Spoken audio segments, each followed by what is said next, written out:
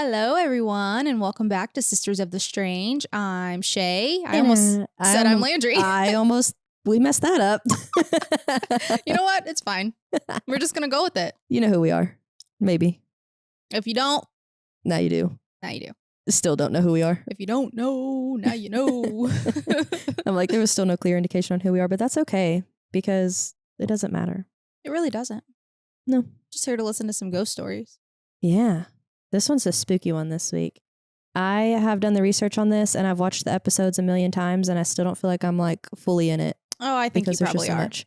There's just so much. I'm doing the Sallie House. Yay, I'm excited. Have you ever really learned anything about it? Mm-mm. I just know it's covered a lot. Yeah, it's haunted. Yeah. It's a haunted old place. And what I think is fun about it is it shares like the same address as the Villisca Axe. That's right. I can't talk already. That's a good start. Villisca Axe Murder House. That's right. 508 Southeast 2nd Street. What is wrong with you? Oh, no, I just heard a really weird noise. Cool. From like right here. Sallie, stay over there.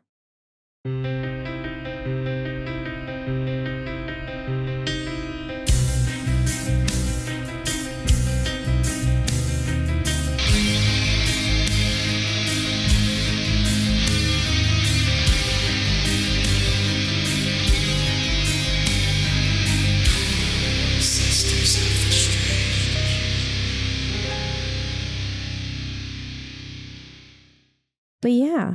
You have anything exciting that's happened?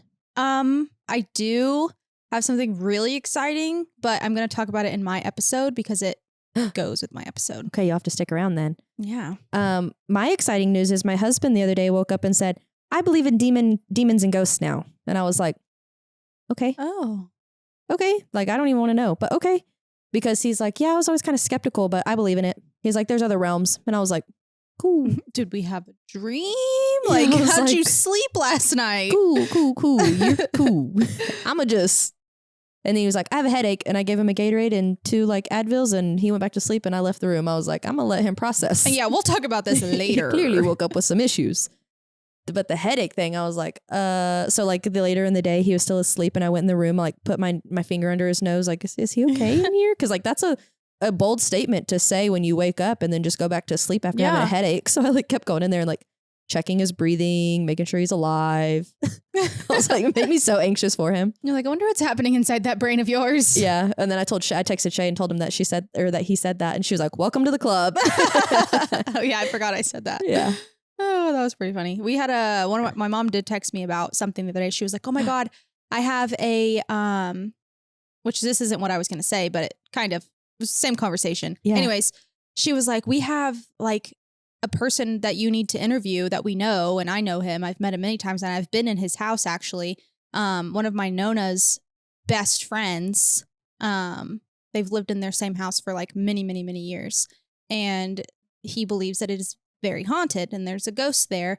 And he used to be, well, I don't know if I want to give it all away. Maybe we may talk to him or may go to his house one day. He literally just like, it's not far. Anyways, didn't used to believe in anything. Now he's an avid. That's crazy. Crazy. Well, speaking of some scary haunted houses, so the Sallie House, it was built in the 1800s by a doctor named Charles Finney. Always a doctor. Yeah, always a doctor who turns their house into, they live in the house and then they have their practice in the house. It's like asking for it. Yeah, why are we doing that? I don't know. It's something like that's the Haunting of Connecticut. The whole story is based off they moved into a funeral home and like a morgue. Mm-hmm. Why would you turn that into a home? It's just not a good idea. No. The story of Dr. Finney is that he worked out of his home as a doctor. And one night, a young mother and a 6-year-old or 7-year-old little girl approached his doorstep. And the young girl was having really bad stomach pains. And he is more like a general doctor, a pediatrician, not a surgeon. And he was like, she's having appendicitis. We have to operate right now. Oh boy. So that would literally be like taking your child to the pediatrician and then being like, I'm going to give him anesthetics and get to town on this surgery. Oh God. Like that doesn't make much sense, does it? Bold assumption. Yeah. Crazy. Uh-huh. And so he gave her anesthetics and during this, she didn't actually get put all the way under. So as he's using his nice little scalpel She wakes up screaming, moving, and basically he ends up cutting stuff he shouldn't cut, and she dies. Well, So that is the story of how Sallie got into this house. oh, that's Sallie. That's supposed to be Sallie. Okay. There's another story that I've heard that I'd never heard of before, but we'll get to that. So it was like the Finney family lived there. I don't know if there was other families who lived there in between. Surely if the house was born in the 1800s. And in 1993, a young couple moved in by the name of Tony and Deborah Pickman. And they are like the main reason this house has been heard of. Like, I don't know if you remember the Ghost Adventures episode where they are playing with a Ouija board and it's like Zach or Aaron, one of them gets scratched, but it's at the Sallie house. Mm-hmm. I do think I remember that. That's the house that they were in. Okay. And so there's been a bunch of paranormal teams who have gone and investigated this place. It's extremely haunted, but for the most part, I think it really started with Tony and Deborah Pickman. And when they moved in, it was Tony, Deborah, and Deborah was pregnant. Okay.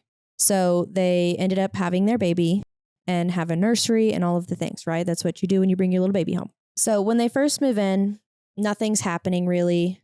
Tony kind of starts to get feelings more than Deborah does, but he's like, I'm just tired. And now we have a newborn. So everything's just wearing on me because he's still working. He has a newborn baby. He's not getting much rest. So he's like, all of this stuff is just kind of like in my head.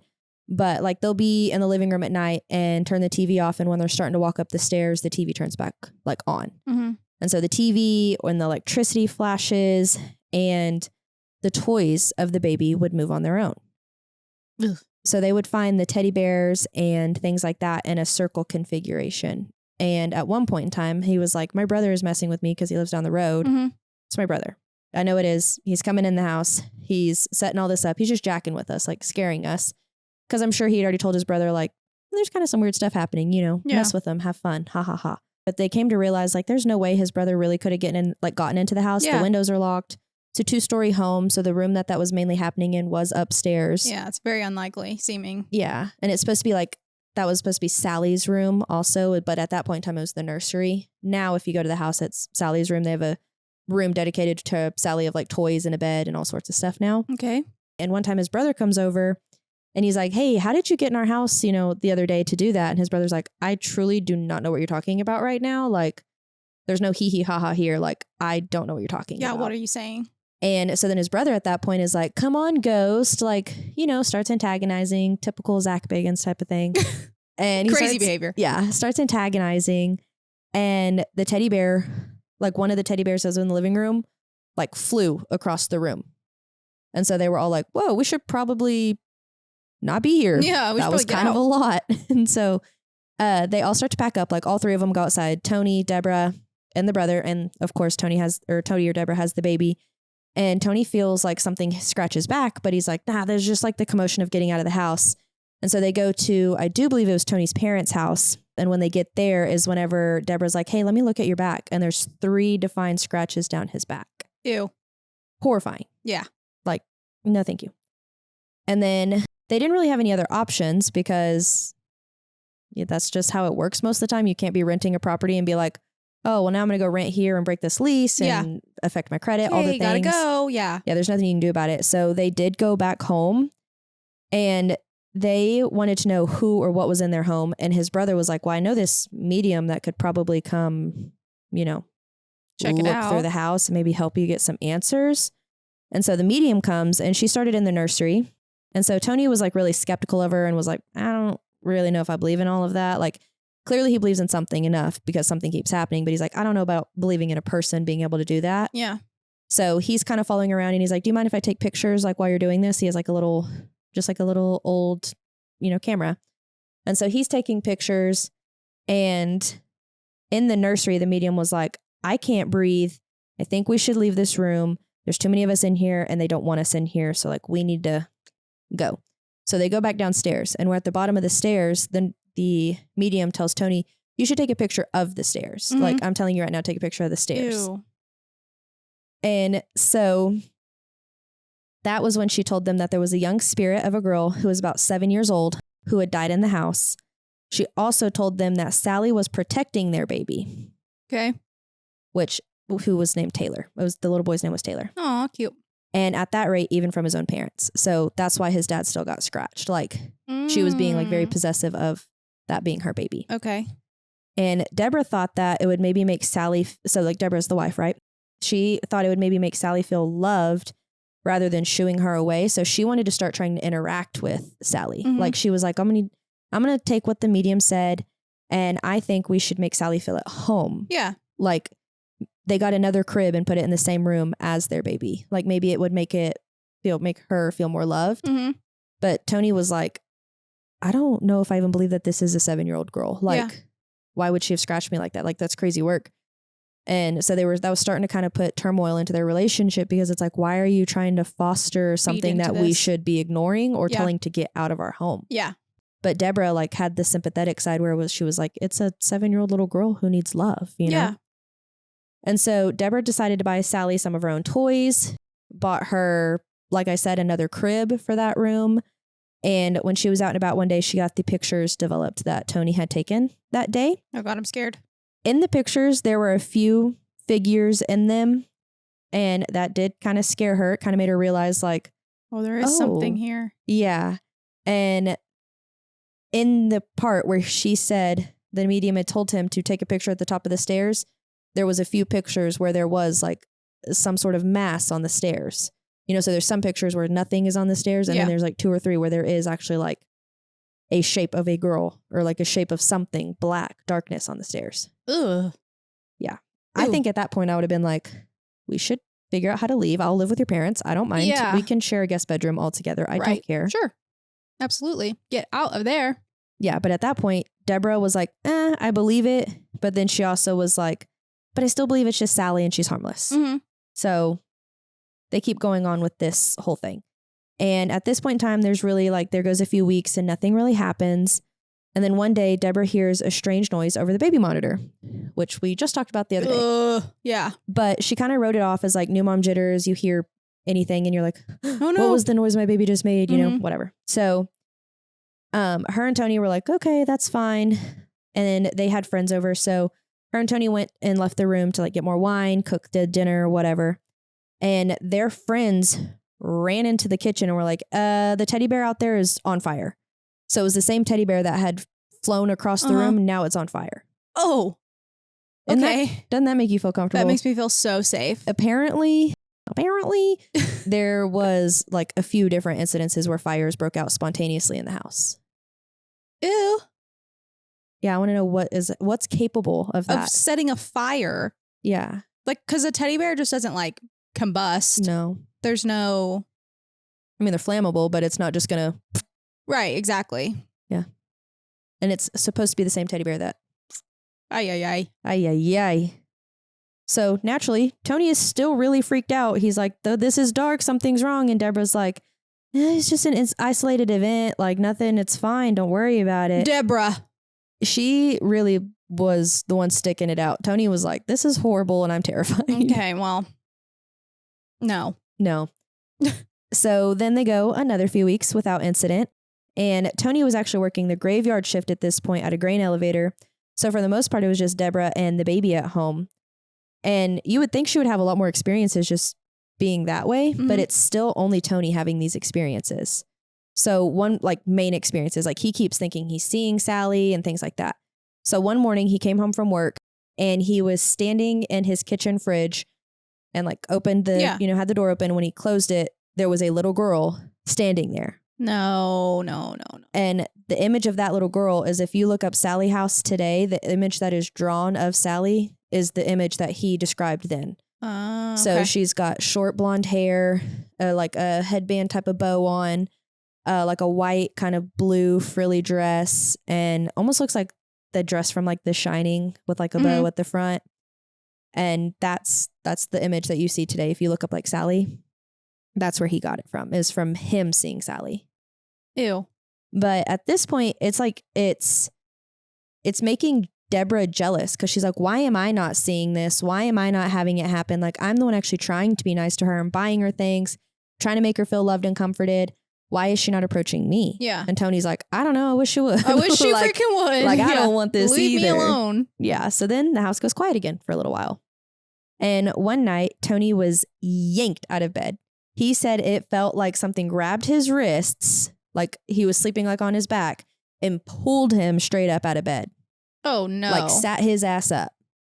And Deborah was like, I think you're dreaming, you know? I just don't believe that. And you're tired and same thing, working dad, you know, you're just exhausted. Mm-hmm. But his arms had 5 fingerprint marks around both of his wrists. What the hell? And that, yeah. Ugh. I hate this. But Deborah was like, well, that was Sallie. He's like, how in the hell is a 7-year-old girl yeeting me out of bed? Right. Like, I'm a grown ass man. yeah, he's like, I don't think so. Yeah. I can't even lift my husband up like that. No. Definitely not. So a 7-year-old little ghost girl, that's a lot. Mm-hmm. So at this point, now their marriage is kind of like deteriorating, clearly, because they're not on the same page and there's a lot going on. And Tony felt like he did feel like his family was safe in the house, even through all of this. But he just knew something wasn't right. But he didn't feel like they were like in danger. Okay. He didn't feel like they should move. But he started to hear a like constant whisper. He would lay down in bed at night and hear the whisper, and it would get really loud. He said it didn't sound like a little girl. It sounded more like 3 grown adults having conversation around him, which is horrifying. Yeah. And one night while he was trying to sleep and this conversation was going on, the bed started to shake, and he looked up and he saw a woman standing at the end of the bed. So this is the first encounter of a woman. Okay. He always kind of felt like it maybe was something darker than Sallie. Yeah. But he saw a woman at the end of the bed. And when he jumped up to leave the room, the door closed and locked him in. So the only time, like, he was, you know, trying to get out, whatever, screaming, making all the noise. So Deborah came up there and opened the door and was like, what is wrong with you? And he was like, I think I'm losing it because this is all happening. Yeah. And you're not hearing it. All you heard was me panicking, but you didn't hear anything else. You're not hearing the conversations. Yeah. You're not seeing anything. And so he's starting to really panic. And Deborah still is just like, you're just tired. Like, that's it. That she's still at that rate when he's having all this stuff going on. She just like doesn't care. Yeah. No, I mean, I just don't think she like was experiencing it that way. So she was like, he's just kind of going crazy. You know? I couldn't imagine. I mean, like having to watch somebody go through that though. Yeah. You know? I would believe my husband instantly and be like, well, what do you want to do? Yeah. Like, what should we do? But also like the fact that like, it would be like me being at home alone all the time though and nothing happening. And then when Aaron comes home, him having all sorts of stuff happen. And I'd be like, but I'm home alone. Why is it not happening to me? Yeah. I'm here all the time. So as I mentioned, their marriage is not doing really well. So they called the medium to come back and maybe try and get some explanations. And the medium was able to pinpoint that there was an older female spirit causing these things to happen to Tony. And that Sallie was just being the one that was like taking the blame for it.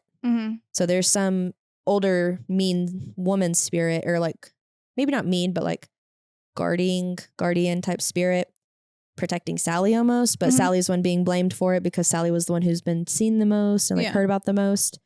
And the medium said that they actually needed to probably call in like a real paranormal team because it was just too far over her head. And so Deborah was all for it while Tony was like, I don't want to be the laughing stock in a small town, because it's in Atchison, Kansas. It's a small town. And he was like, I don't want to be the laughing stock. I don't want to go to work and deal with this. Like, I know this is going to get televised. I know that our story is already being told anyways. I don't really want to do that. And then he was like, but I think I need to, because at this point, I'm believing that this is the devil. So we need help. Yeah. Because he went from being like, I think it's, well, he didn't really ever think it was Sallie. He always thought it was kind of dark, but he was like, if it's the devil, then we do need help.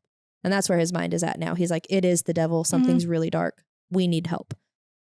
So they had a research team come. And when they got there, the lead investigator came in like fresh. He didn't want to know any of the details about the house. Yeah. He didn't want to know anything that had gone on or anything like that. And he immediately asked them if they had a daughter upstairs because a young girl was watching them from outside when he pulled up. They had a baby boy. Yeah. So he immediately saw Sallie, like upon just pulling Driving up. Oh my God. So Peter was the lead investigator, and he said he felt 2 spirits immediately. He said the child and then the powerful older female spirit. So he basically said what the medium said, like unfeeling those 2 things. And he also picked up on the name Sallie. Okay. Like they didn't have to say her name was Sallie. The name was given to them by both mediums. Both mediums pulled that name out of the world, the air, out of the universe. And so as they proceeded through the home, Peter really felt the woman's presence was in the master bedroom where Tony had like the bed shaking and the conversations and all of that. And he felt like the spirit was trying to repel them from the room. And so whenever he was in there trying to like research and investigate the room, he felt like he was getting pushed out of the room. Like, no one wants you here. And at that point in time, Tony got even more scratches. He got scratched again during this process. He's like, what did I do? Yeah, I'm just here. And Peter was like, you have to stand strong. This is your house. You can't be fearful. And we've got to continue on. Like, I'm not scared. Stop being scared. This is your house. Take charge of your house. Yeah. And so Peter ended up making communication with the woman's spirit. And she showed herself as a servant to Dr. Finney. So the original Charles Finney. And that she was actually his mistress. And that Sallie was their daughter. Ooh, tea. Rather than the original story that we all hear of. Some random woman and her child. Yes. And so Sallie was normally kind of neglected and put up to her room because she was of mixed race and he was a doctor in town with a mistress. And so she was pushed upstairs because whenever he'd have patients, he didn't want to be frowned upon or whatever. And he still needed to have money and patience. Yeah. And so that's kind of where the spirit of the angry woman, kind of seeming woman. But it's said that Sallie had ended up dying of like pneumonia or something like that, not of appendicitis or anything like that. And there's theories on if the woman committed suicide in the home or if he did it to her or how that played out isn't like super, that wasn't clear. Given. But like she portrayed herself as a servant, mistress, mother of Sallie, and how Sallie died whenever he was there. Oh. So that's the other story that could potentially be how Sallie got there. The true story. Yeah. Interesting. Yeah, because there's a lot of people, whenever they do investigations there, they're like, but why would Sallie have a room if she never lived here? And that's a good point if this is the true story. Yeah. Because then that would have been her room and she did live there. Yeah. Yeah. That makes sense. And so they learn all this, right? And he told Tony when he was leaving, set the rules. This is your house. Stand strong. Like, stop letting it get to you, basically. So, yeah, sure. Okay, guy. Yeah. Thank you. Yeah, that's easy to do. And at this point, Deborah still wants to stay. She wants to learn more about the ghosts. She feels like they're going to be safer because they'll know more about the ghosts and like their story's been told. And so she's like, I think we can do this. We don't have to feel scared. Yeah, but Tony still was like, I really want to leave. And at this point in time, we've got the money figured out. We should probably do that. Yeah, Tony's like, it's easy for you to say. You don't have anything happening to you. Yeah, and the worst part of it all for Tony is he didn't want to scare his wife by saying too much, but he was imagining like killing her. He was imagining like strangling, pushing her down the stairs, stabbing her with a shard of glass. Like there was a lot of things that was going through his mind that he was having to suppress. Stop. Yeah. Like there was one point in time he actually like was in bed. He was having all these ideologies in his head and he got out of bed to like go act on it. And like something pushed him down the stairs. So something interfered to where he couldn't. And when he hit the bottom of the stairs, he like woke up like, why was I doing that? You know, like out of his trance. But he didn't want to scare his wife by telling her that. Right. But he was suffering through that the whole time that they were there. Finally, when he tells her that, he's like, hey, like, I just imagined beating the shit out of you. Like, we got to go. Yeah, like something's not okay. Yeah, he literally had to tell her, like, I just imagined really hurting you. I don't want to live here anymore. Yeah. And she finally was like, oh, okay. And so they left. And I don't know if there's, Deborah. Yeah, I'm like, I don't know if there's other families that have lived there since they have. But now at this rate, there's been thousands of investigators. Like I talked about the Ghost Adventures one, which I did not go back and watch that episode. I just remember that episode because they did the Ouija board and it got like, that was the first time I think I'd seen like a Ouija board like thing. And I was like, ugh, scary. Spooky. Yeah. But Project Fear does like 3 episodes at Sallie House. And so they do one, they go there and they all kind of investigate together is like the first video. They do the history of the house and then they investigate together. And then the second part is like they're doing some investigating together and then they all split up and are supposed to like sleep alone and go to different parts of the house. I don't even know if they ever make it to that part of the night. I don't recall that part because they had so much going on. Oh my God. Like they were all upstairs going to Sally's room, and you can quite literally in their video, you have a Charlie horse? Yeah. Ugh. Oh. My hip is all locked up. God, That's I'm the old. worst. Anyway. I'm like, that's the worst. Sorry, buddy. You drink enough water? No. There you go. That's the first response. But they're like going up the stairs to go to Sally's room, and you can quite literally in their video hear the front door open. And Alex is like, what the hell? And they all turn around to run downstairs, and they go outside. And then Tanner's like, yeah, but to get inside, it's a keypad. Like I have to enter in the key code. And it was his location, I think. He's the one who picked it. It's something like that. And so he was like, I'm the only one who has the key code right now. Yeah. So like the front door had opened. I think the porch light, it might have been their episode, it might have been someone else's. The porch light kept turning on and off.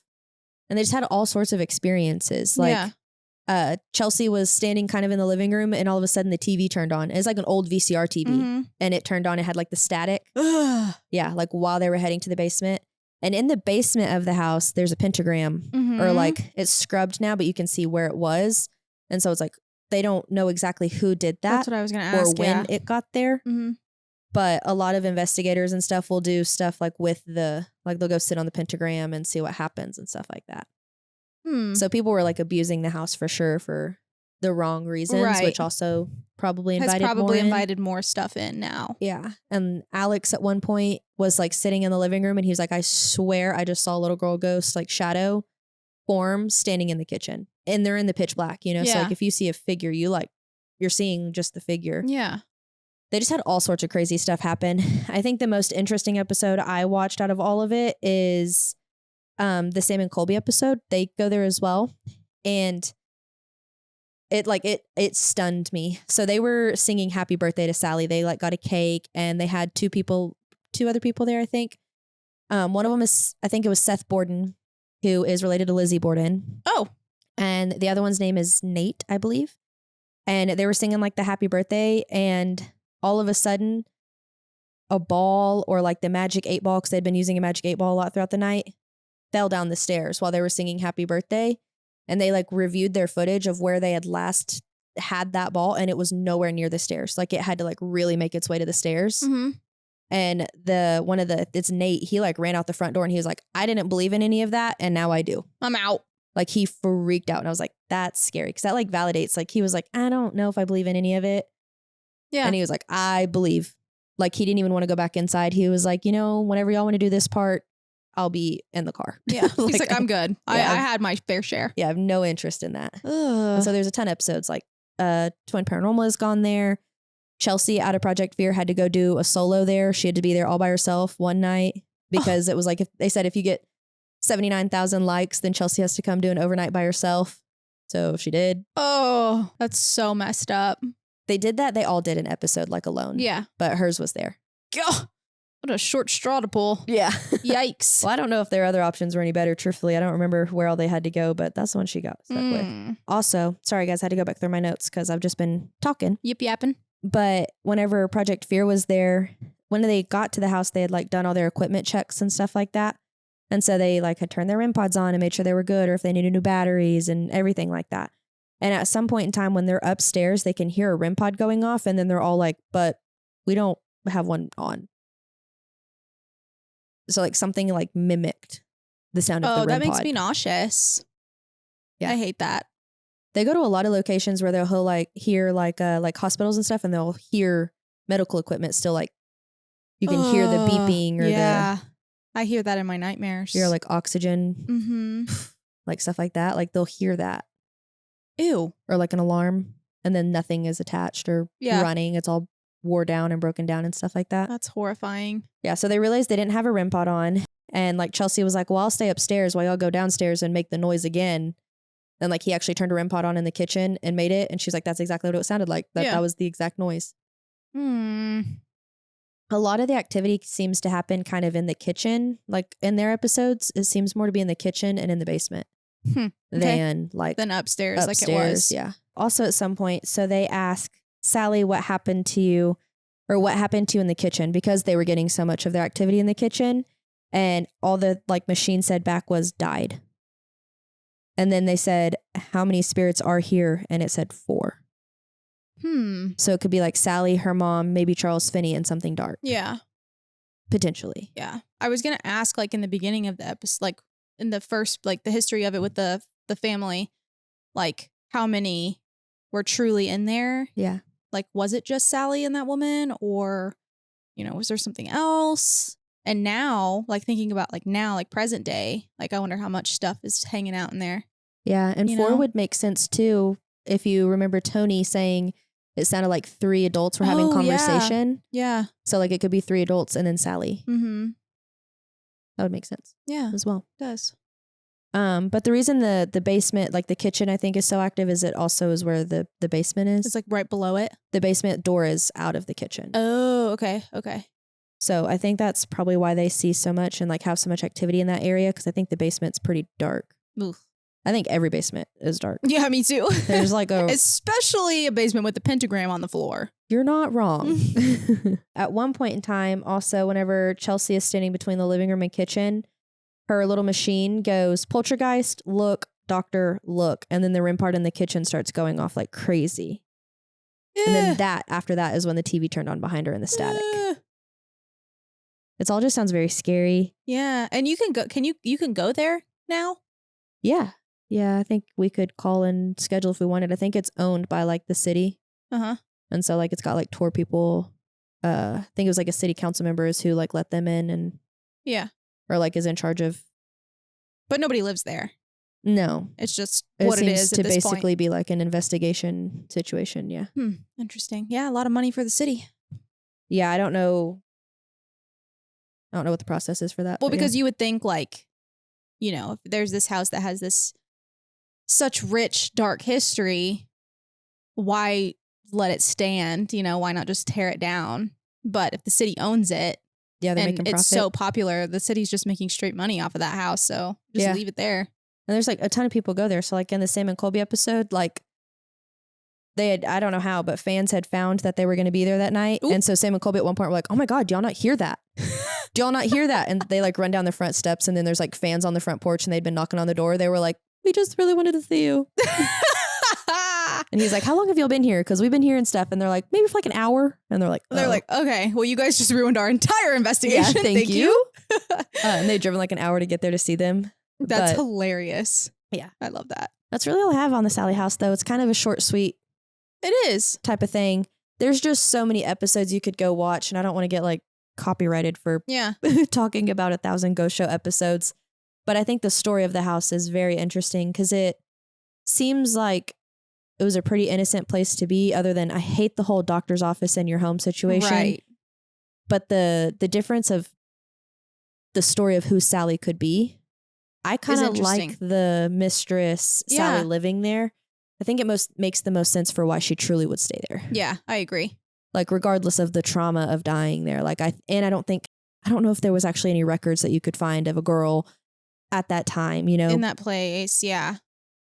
Well, he probably, to be fair, if that was true, he probably didn't document it. He's like, we're gonna hide that. Yeah, probably hide that and kill the mom. Yeah, I mean, he could have just been a crazy man. You never know. You never know. No, and that's why it's so traumatic.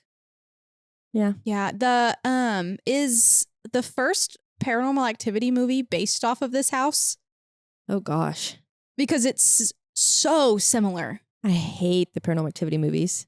They're horrifying. I hate them. I peed my pants the first time I watched it. Yeah, don't like them at all. Disclaimer. Disclaimer. All I can think of when I think of Paranormal Activity is the stairs, the noise, because that was the same noise we heard in our childhood house home. Stop, I just heard it in my head. Our house home. I just said our house home, so that's good. I'm hearing it. I'm literally hearing it in my brain. Yep. Ew, I hated that. I hated that. Yep. Well, that's what I always thought of when we lived there, because they were the same stairs. So that lives rent-free in my head. Static TV, rent-free. Anytime a TV turns on to static, I immediately turn the TV off or mute it and try and get off of it as quickly as possible. It's my alarm. I was like, what is that horrific sound? The sound you wake up to every morning. Get that out of here right now. I'm scared. I'm so fucking scared right now. You shut up. You shut up. But yeah, I immediately think of those two things. They send me over the edge. Getting pulled out of bed. Yeah, that's a big one. I will lay in bed at night and be like, okay, but if I got pulled out of bed, where are they going to take me? There's nowhere in my house they want to take me. I'm safe. Yeah. That's like where I process and how I'm like, I'm safe. They're not going to drag me anywhere because they can't. It'll be fine. My head will just bounce off the hardwood floor when they I'll pull be me done. out. I'll be knocked out. Oh my God. But yeah, I hate the Paranormal Activity movies. Or I think of when they like try and escape to grandma's house and then all of the witch coven or whatever the hell, they're all wearing their white nightgowns at the bottom of the stairs. And I'm like, Oh, which movie is that's that one like in? the second or the third one. Yeah. The first one was the scariest to me. I didn't like the grandma's house one. I don't Yeah. like any of them. To be fair, yeah, I agree. But yeah, the stuff that was happening to the husband in the Sallie House was very, very, very similar to that. I haven't watched those movies probably since they came out because I hated them so much. Yeah, they're terrifying. Yeah, I can do scary movies with like a killer clown, with like a serial killer. But when it gets to like the paranormal, I'm like, no. Yeah, it's Like, too real. I can't handle Insidious. I can't handle The Conjuring, which is crazy because I love scary stuff, but it's just so, I wouldn't even say dark. It's just like I will lay in bed at night and be like, oh, well, the nun's staring at me. I see her right now. Like, See, for me, it's like the Conjuring movies are so like theatrical and dramatized compared to the Paranormal Activity movies. Like it's just, oh, the sheets get pulled off of you. You hear feet running up the stairs. The door slams. Yeah. Like you're not seeing shit floating in the air. You're not seeing a physical like thing that's there. But like, I don't know. That to me is scarier than anything. yeah, the Paranormal Activity, the first one, and like when the attic moves up and over, and then it like suctions back down. Ugh. Yee. Yuck. Ugh, I'm getting ill speaking about it. Yeah, they really freak me out. I don't even have good words. They scare me. I'm a very visual person though. So like the nun, I just imagine her. Like I can, eyes closed. I'm like, I know I'm gonna open my eyes and that bitch gonna be right there, right here. Right there. Like I know that. And so that's where the visuals are what scare me. And like Haunting of Hill House and like Bly Manor and all of that, it's not necessarily the storyline. The storyline's really good. It's the visuals. So I can imagine the bent neck lady or the lady from the lake. Like I can see their character still and be like, I don't want to see that. Yeah. And see, I'm not scared of that stuff. I am. That's not the stuff that But I scares shouldn't me. be. It's the stuff that I can't see that scares me. Yeah. So that's how you tell us apart. Have you ever seen the thing and it's like ghosts would be a lot less scary if you could see them, and it's like the guy and he's In just a holding the sheet, chair and like the sheets and the door and he's opening he's just holding the door like this, like opening and closing it, and he's just staring at the camera, but then he's holding the chair and he's like levitating the chair, and but he's just straight faced at the chair, like at the camera. Yes. And I'm like, yeah, that might not be so scary It if would you be just so see like scary. a normal look at like my husband doing that. Yeah. It'd be funny. Yeah, not so scary. I just hope none of it ever happens to me. Correct. That's all I got. Ooh. But that was all I had for Sallie House. It was kind of I wrote this episode like 1,000 years ago, and then I wrote it again when it was snowing outside, and I haven't looked at it again in 2 weeks. So you got what you got out of it. I liked it. I thought it was very good. It's been an interesting, I feel like the last like, It gave me some insight on it. it's a scary house. I don't think I ever want to go hang out. Stuff goes down the stairs all the time. People get pushed down the stairs. Like, Well, yeah, maybe we just like don't go up the stairs. yeah, we stay on the main floor. Yeah. Because I'm not going down the basement stairs either. Yeah. We'll just the living room and the kitchen. Living room and kitchen, that's your options. I'm down with that. That's fine. We're going to have to get a little braver. We got some people excited about Overnight. an overnight. That's my bad. I'm like, I'll sleep in here. I think this place haunted. That's my bad. No, I'm not so scared. I don't think, as long as we're like joking about it. But if I'm taking it real seriously and like having to sit in the silence by myself, you're wrong. We won't be going anywhere alone. We'll be holding hands the whole time. I don't know how, like when I watch Project Fear, I'm like, how do you go to these places, lay by yourself, have all of this stuff happen, and then just go back home? How do you go back home and be like, I had all of that happen and now I'm safe at home? Yeah. Because I don't think I could Separate. compartmentalize that, shut that down. Yeah, I don't know either. I'd go home and be like, oh, it's here. It's with me. They followed me. Yeah. Absolutely. Yeah. Just Aaron telling me he believes in demons now has made me be like nervous at night. You're I'm like, yeah. Yeah, I'm like, what did he see? Yeah. To where like the last few nights I like wake up in the middle of the night and I like look around the room, turn my TV back on. I'm like, hell no. Tonks was being super weird last night. She's like pretty skittish, not towards Damien and I. But she hates loud noises. The wind scares her. Thunder scares her. Rain scares her. Anything that's loud, like on the outside, freaks her out really bad. And she will like get real shaky and like pin her ears back. And like she just shakes and she gets as close to you as she possibly can. Usually when she's really scared, she'll go from my side of the bed to Damien's side of the bed. And last night, we had the TV on and there was literally nothing going on outside. It wasn't windy. It wasn't raining. There was no thunder, no airplanes. I mean, there was no noise outside. So I can hear it because my head is right next to a window. Yeah. And all of a sudden, she was just like freaked out about something. She didn't like cry. She didn't whine. She didn't bark. She just like got really nervous and like kind of curled up next to me really close and was kind of just like looking around. And then, because I was like half asleep. And then she woke up and got over on Damien's side of the bed and was pretty much like laying on his pillow and was just like over there until he woke up and moved, kicked her off his side of the bed because he can't stand when she's over there. And she came back and laid by me, went under the covers and she was fine. But like, it was just super weird how she just got super nervous out of nowhere. Yeah. And I was like, I'm just going to pretend like nothing's happening right now and go back to sleep. Fought her for that place on Damien's pillow. I would have been like, you better move out of the way. You better move out of the way. This is my man. Yeah, that was scared me. Yeah, I was thinking about that today. I was like, that was so weird that she did that. Because usually she only acts like that if it's like storming or something outside. That is interesting. It was very strange. I can't rely on little dog for any of that because she'll be laying down next to me and just be dead asleep, comfortable next to me, and then just jump up and run. And it's like Tonks does that too. She does that too, but that's normal behavior for her. Yeah, well, that's why I'm like, I can't rely on little dog for any of that because she just Biggie, on the other hand, I can kind of rely on, but she also barks at everything. Yeah. Like Aaron the other day was like, we need to train her better. He's it's like, too late. Well, he was like, well, I walked in the house the other night and she started barking. And I said, to be fair, I would like it if she barked when someone walked in the house. Mm-hmm. Like that makes me feel good. Yeah. So I'm okay with that. that. And he was like, yeah, I guess. And I was like, yeah, I'd like her to let me know that someone's entering my house at night. Because she's not going to do anything to stop them. But if she could let me know. Yeah, she'll bark and run out. And then whenever she like if she'll get far enough around, like, and if she can't see, like if I like hide from her, she'll be like, kind of back up and like go the other way. Like, I'm not interested. But then if she sees it's me, she's like, oh, mom. Hi. And like Aaron too, like she has to get to you to see who it is. Mm-hmm. But if it's like something she wasn't expecting, she will be like, a little bit back up. more. Yeah. But she warns me. That's good. That's all you can ask for. That's all you can ask for. Yeah. He was like, we need to train her. And I was like, I like that. Yeah. We would rather her be this way. I'm cool with that. For I'm sure. not really cool when she barks at the back door at 3 a.m. I don't really like that. But hey, one day maybe somebody will be there. Hopefully not. Got my bear spray. You never know. No, I think she senses the cats, like the neighborhood cats and stuff. They'll go to sleep on our rugs at our front back door. Mm. And I think she senses like the cats out there. Yeah. Because she'll go stick her nose like down at the... in the door. Mm-hmm. Smell ya. Yeah, and then you'll pop I open the smell ya. blinds a little bit and there's like cats scattering. Yeah, so they're pretty gross. Bless it. There's a lot of cats out there that are nasty. Ew. Yeah, and Aaron's been feeding the family of raccoons that lives behind our house, so Oh yeah. they're about to trail on over to my house. They're gonna have a walking path to my back door.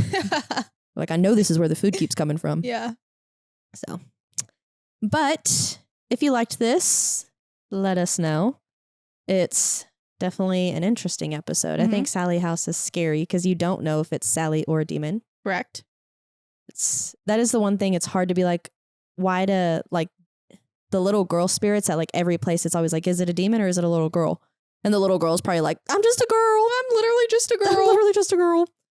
So, you know. You never know. Yeah. But like, comment, subscribe, join our Discord. It's free. I see we've gotten quite a few people actually joining and there's conversations going. I'm not really all that good at answering, but I read. So I'm there. And then we have a Facebook page, an Instagram page, TikTok, all the things. So we've kind of slacked on uploading pictures that go with our episodes, but we'll get better. We need to get back to it. There's just some stories that you don't need pictures of. Yeah. But like I'll upload some for Sallie House and try and get us back in the groove. So go follow all of those and you can see pictures that go along with everything. And if you have any of your own ghost stories, you can send them to sistersofthestrangepodcast@gmail.com. And I think that's it. Yep. That's all I got. All right. We'll see you on Friday. All right. See you later. Bye. Bye.